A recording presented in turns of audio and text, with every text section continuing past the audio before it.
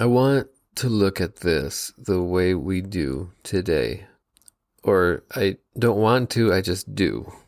Naturally, I just do look at Ezra chapters 9 and 10 in the way that comes naturally to people today. And I see 114 divorces. I can't tell you how many times I've heard somebody say something akin to, I don't know how a priest can tell me about my marriage. They're not married.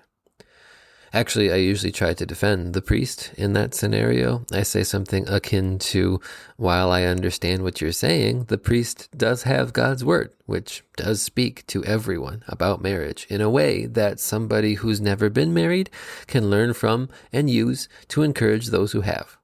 You know, trying to be kind. But what I want to say is something more like, I've never been divorced, and I never will be, but as a pastor, that's when people come to me about their marriage. It's when they're getting divorced.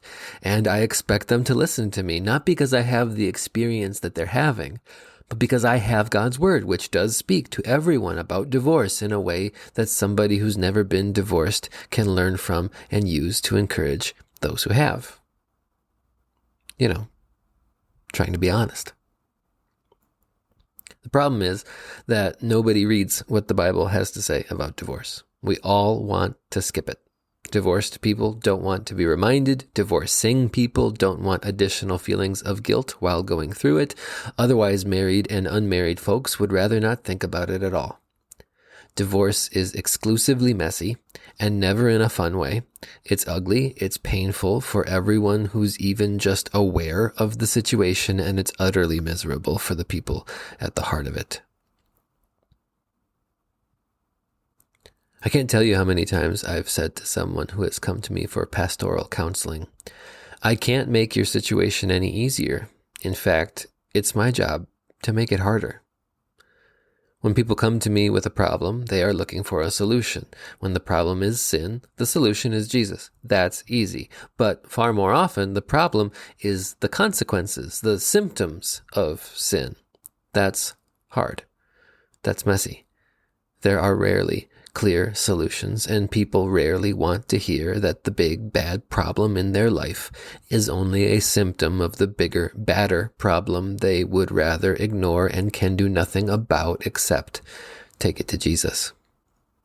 It's my job to remind them of that, to tell them exactly what they don't want to hear.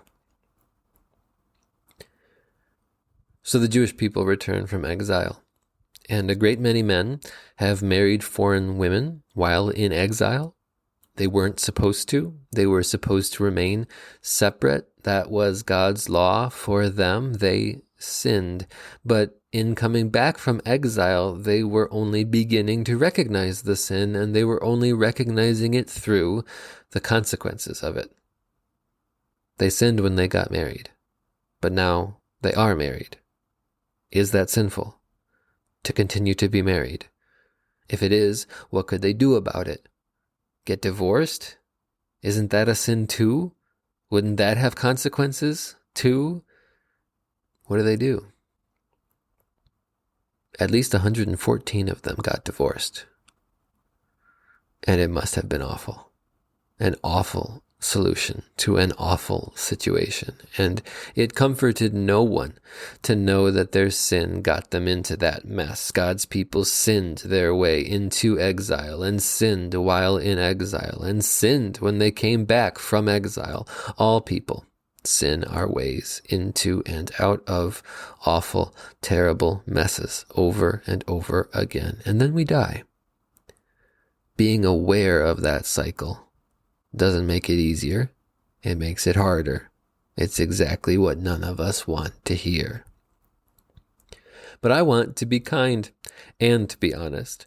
I'm not itching to defend divorce or to make divorcees feel any worse than they already do. All I can do is my job, which is not about making things easier or harder.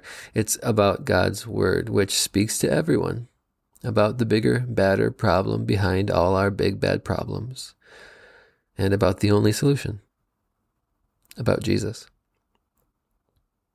Were those 114 divorces sinful? Yes, they were. Jesus forgives the sin of divorce. Are the consequences of sin awful? Yes, they are. Jesus means that they are only temporary. Does that make dealing with them easier or harder? Yes, it does. The right thing to do isn't the right thing to do because of how easy it is. Trusting in Jesus isn't worth doing because of how hard it is. Kind is kind, and honest is honest, and Christian love strives to be both because God has been both to us in Jesus, honest about sin, kind in dealing with it and its consequences. Don't get divorced. Don't get sinfully married. Don't sin at all, ever. And when you do, don't look to anyone but Jesus. If you want, come talk to me about it, and we'll look to Jesus about it together.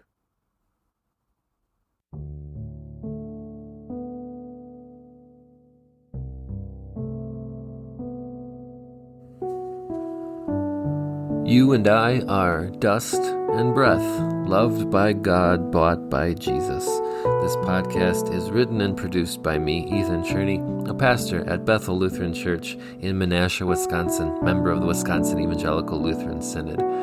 Outro music arranged and performed by Mr. Peter Shawy, who is like Carmel by the sea. Keep in touch. Reach out to us on Twitter or Facebook at Dust and Breath Pod, or send an email to dustandbreathpod@gmail.com. Or you could write us a review, recommend an episode to somebody else. It's the only way other people find out about the show. Now go, do what God called you to do, be who God made you to be, see what God can do with dust and breath and faith in Jesus, his Son.